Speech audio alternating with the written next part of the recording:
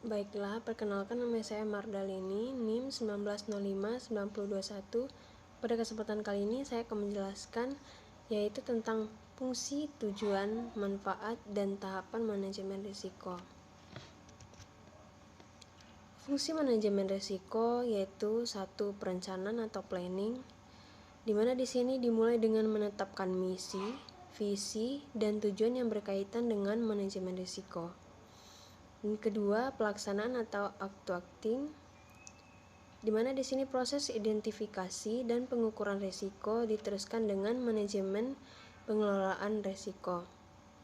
Yang ketiga, pengendalian atau controlling, meliputi evaluasi secara periodik, pelaksanaan manajemen risiko, output laporan yang dihasilkan, dan risk management dan umpan balik.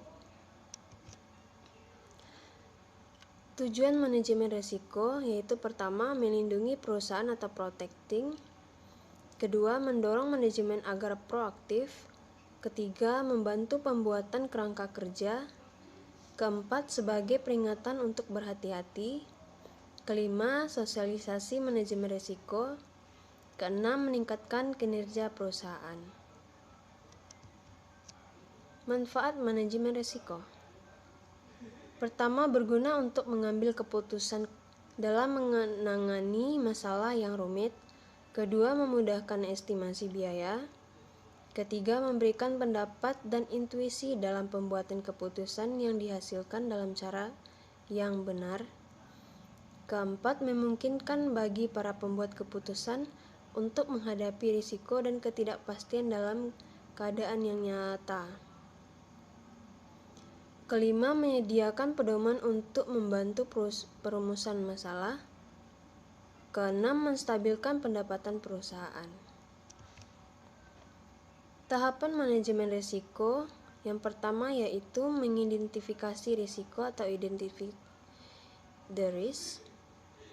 Di sini kita perlu mencatat semua poin-poin risiko dan menyiapkannya menjadi sebuah daftar risiko untuk proyek atau keputusan tersebut.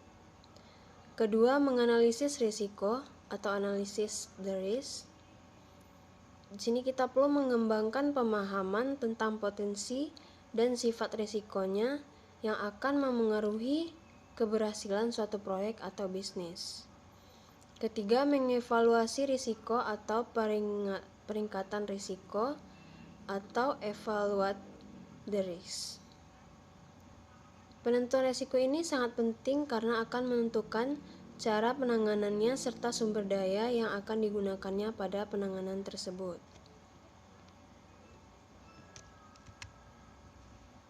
Keempat, menanggapi risiko atau response the risk.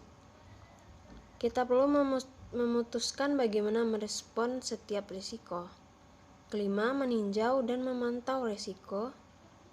Review and monitor the risk. Di sini diperlukan peninjauan ulang dan pemantauan terhadap kemungkinan terjadinya perubahan faktor lainnya yang akan dihadapi sehingga mengharuskan kita untuk merubah perencanaan manajemen risiko kita lagi. Sekian dari saya ucapkan terima kasih.